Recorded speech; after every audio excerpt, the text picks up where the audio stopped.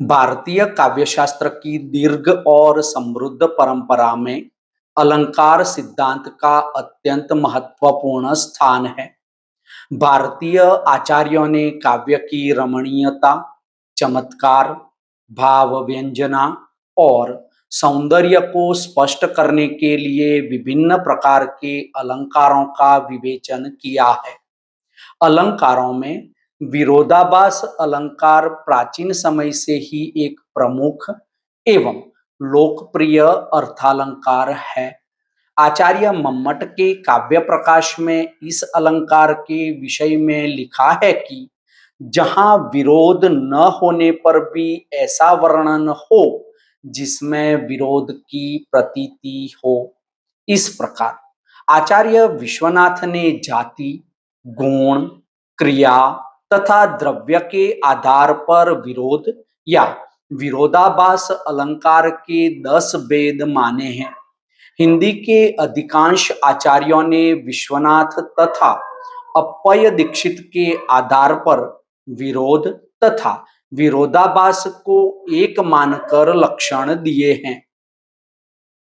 हिंदी काव्यशास्त्र में विरोधाभास अलंकार विशेष रूप से रोचक है, क्योंकि इसमें कवि ऐसी स्थिति प्रस्तुत करता है जिसमें पहली दृष्टि में दो बातें परस्पर विरोधी दिखाई देती है, किंतु विचार करने पर उनके बीच वास्तविक विरोध नहीं रहता। इसलिए इसका मूल आधार विरोध का आभास है, वास्तविक विरोध नहीं। भूषण ने जयदेव के अनुसार दो भेद स्वीकार किए हैं और विरोध में द्रव्य, क्रिया, गुण आदि से काज विरोध माना है तथा विरोधाभास में जहां विरोध सो जानिए साच विरोध न होय स्वीकार किया है। यद्यपि प्रायः मतीराम, पद्माकर आदि ने भूषण की विरोधाभास की परिभाषा के समान ही परिभाषा दी है। जहें विरोध सो लगत है, होत न साच विरोध। दास ने अवश्य विरुद्धालंकार नाम से जाति, गुण, क्रिया आदि के आधार पर इसके भेदों का उल्लेख किया है, किंतु आचार्यों ने विरोध और विरोधाभास को अलग अलग अलंकार माना है, जो अनावश्यक है। आइए अब विरोधाभास अलंकार के अर्थ और परिभाषा पर विचार करते हैं।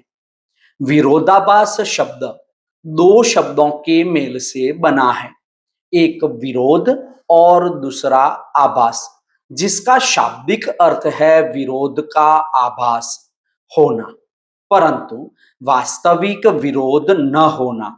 सरल शब्दों में विरोध का अर्थ है परस्पर विपरीत होना, जबकि आभास का अर्थ है किसी वस्तु या स्थिति का दिखाई पड़ना अथवा प्रतीत होना।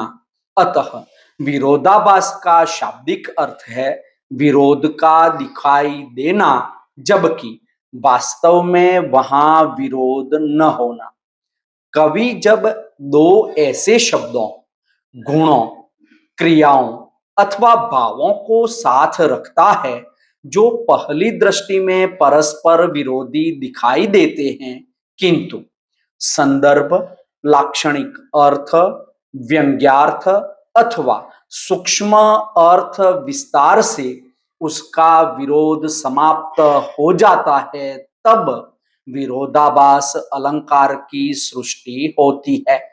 इसी आधार पर काव्य शास्त्रीय दृष्टि से विचार करें तो कह सकते हैं कि विरोधाभास वह स्थिति है जिसमें कथन के बाह्य रूप में विरोध दिखाई देता है, किंतु उसके वास्तविक या व्यंग्यार्थ को समझने पर यह विरोध समाप्त हो जाता है।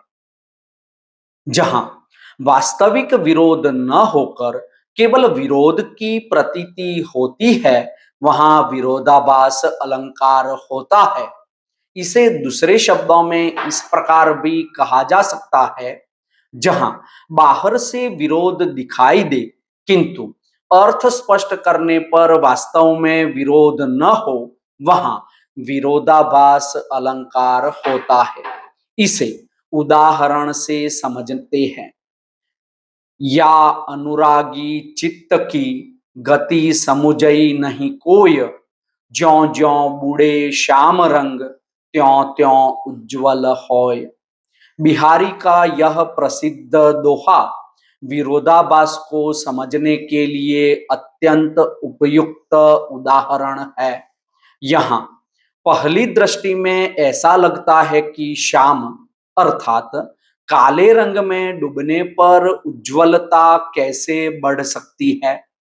काला रंग और उज्ज्वलता परस्पर विरोधी प्रतीत होते हैं। श्याम रंग का सामान्य अर्थ काला रंग है। काले रंग में डूबने पर उज्ज्वल होना असंभव प्रतीत होता है। अतः श्याम और उज्ज्वल में विरोध दिखाई देता है। लेकिन श्याम से श्री कृष्ण तथा श्याम रंग में डूबने से कृष्ण प्रेम में डूबना अभिप्रेत है।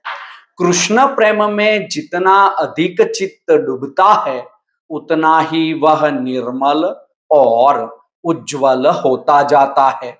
यही विरोध का आभास है।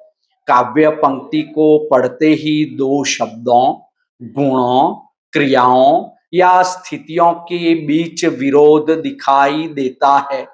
जब पाठक उस कथन का संदर्भ, प्रसंग, शब्द शक्ति या व्यंजित अर्थ समझता है तब पता चलता है कि वास्तविक विरोध नहीं है। गूढ़ अर्थ सामने आते ही प्रारंभिक विरोध समाप्त हो जाता है और काव्य सौंदर्य उत्पन्न होता है। एक दूसरा उदाहरण देखते हैं। मीठी लगई अख्यान लुनाई। लुनाई शब्द में लवण अर्थात खारेपन का अर्थ निहित है, जबकि मीठी उसके विपरीत है। अतः पहली दृष्टि में इस उदाहरण में मीठी और लुनाई में विरोध दिखाई देता है। लेकिन यहाँ लुनाई का आशय आंखों की सुंदरता अथवा लावण्य से है, इसलिए वास्तविक विरोध नहीं है। रचनाकार विरोधाभास अलंकार का प्रयोग कथन में चमत्कार उत्पन्न करने के लिए, जिज्ञासा और गहन भाव व्यक्त करने के लिए, अर्थ की अनेक परतें खोलने के लिए तथा गहरी और गंभीर दार्शनिकता दिखाने के लिए करता है। आइए अब विरोधाभास अलंकार के भेद अर्थात प्रकारों के विषय में विचार करते हैं। काव्य शास्त्र के आचार्यों, विशेषकर आचार्य मम्मट और विश्वनाथ ने विरोध के आधार पर इसे मुख्य रूप से 10 कोटियों में वर्गीकृत किया है, जो वस्तुतः 4 तत्वों जाति, गुण, क्रिया, द्रव्य के परस्पर विरोध पर आधारित है। किंतु इसके मूलतः 3 व्यवहारिक रूप समझे जाते हैं।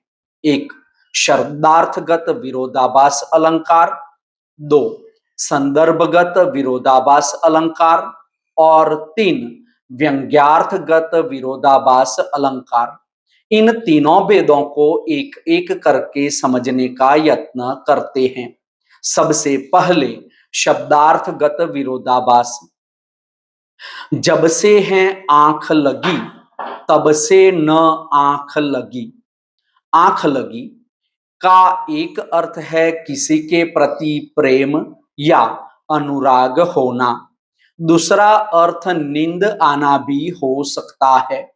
पहली दृष्टि में लगता है कि आंख लगने के बाद आंख कैसे नहीं लगी, लेकिन अर्थ और संदर्भ स्पष्ट करने पर विरोध समाप्त हो जाता है। अतः यहाँ शब्द के विभिन्न अर्थों के कारण विरोधाभासी स्थिति का निर्माण होता है। अतः यह शब्दार्थगत विरोधाभास का उत्तम उदाहरण है। अब संदर्भगत या भावगत विरोधाभास का उदाहरण देखते हैं। प्रिय प्रियतम को ढूंढने में मैं स्वयं खो गई, सुलग सुलग कर जलती हूँ, शीतल होती जाती हूँ। महादेवी वर्मा कृत यह संदर्भगत विरोधाभास का उत्तम उदाहरण है। आग में जलने पर ताप और जलन होनी चाहिए, शीतलता कैसे संभव है? विरह की अग्नि में तपकर साधक का अहंकार नष्ट हो जाता है, जिससे अंतर्मन को परम शांति और शीतलता का अनुभव होता है। अब व्यंग्यार्थगत विरोधाभास का उदाहरण देखते हैं। शीतल वाणी में आग लिए फिरता हूं। शीतल अर्थात ठंडी वाणी में आग का होना असंभव लगता है। यहाँ इस व्यंग्य में विरोध का आभास होता है, किंतु ऐसा नहीं है। हरिवंश राय बच्चन कृत आत्मपरिचय की इन पंक्तियों में कवि का स्वर यद्यपि शांत और सौम्य है, परंतु उनके विचारों और कविताओं में सामाजिक चेतना एवं क्रांति की आग अर्थात ओज विद्यमान है। अंततोगत्वा निष्कर्ष रूप में कह सकते हैं कि विरोधाभास अलंकार काव्य में चमत्कार, कौतूहल और गंभीरता उत्पन्न करता है। कवियों ने अंतर्मन के जटिल द्वंद्वों, विरह और दार्शनिक सत्यों को व्यक्त करने के लिए इसका सर्वाधिक उपयोग किया है। विरोधाभास अलंकार भारतीय काव्यशास्त्र के अर्थालंकारों में अपनी विशिष्ट पहचान रखता है। इसका मूल आधार वास्तविक विरोध नहीं, बल्कि विरोध की प्रतीति है।